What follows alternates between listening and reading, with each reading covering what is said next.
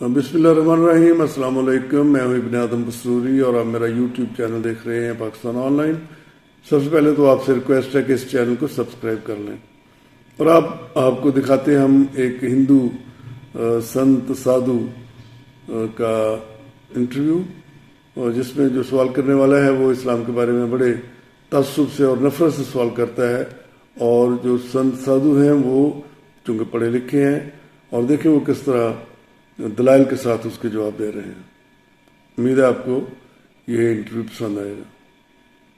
तो सूरा नंबर 10 आयत नंबर 99 पढ़ लेना चाहिए कि अगर कुरान की कि उसमें साफ लिखा है कि अल्लाह इसे समझाते हैं अपने बंदों को। ये मैं चाहता हूँ सब लोग मुसलमान बन जाते, सबको बना देता मुसलमान में, लेकिन क्या तुम जबरदस्ती करोगे मुसलमान धर्म में आने के लिए?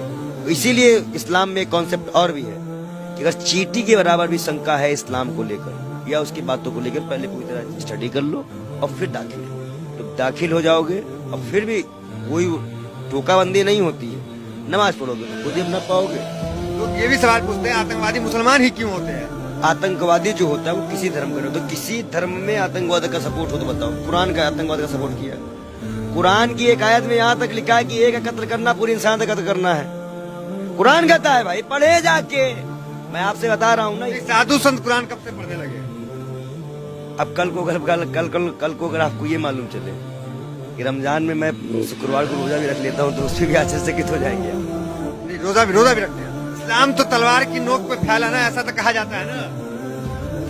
अगर इस्लाम तलवार की नोक पे पहुंचता तो हजरत मोहम्मद साहब उसी वक्त मक्का मदीना खत्म कर चुके होते जब उनको पर पत्थर मारे गए थे। शांति सुन, उनके ऊपर पत्थर बरसाए गए थे ना, उनके पैरों की जूती तक में खून भर गया था, तभी इस्लाम खत्म कर देते वो।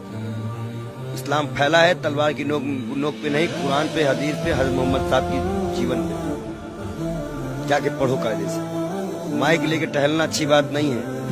हम वो लौंडे नहीं जिनका इंटरव्यू करके तुम बहुत खुश हो जाते हो। हमसे बात करने से पहले कुरान की किताब पढ़ के आया करो।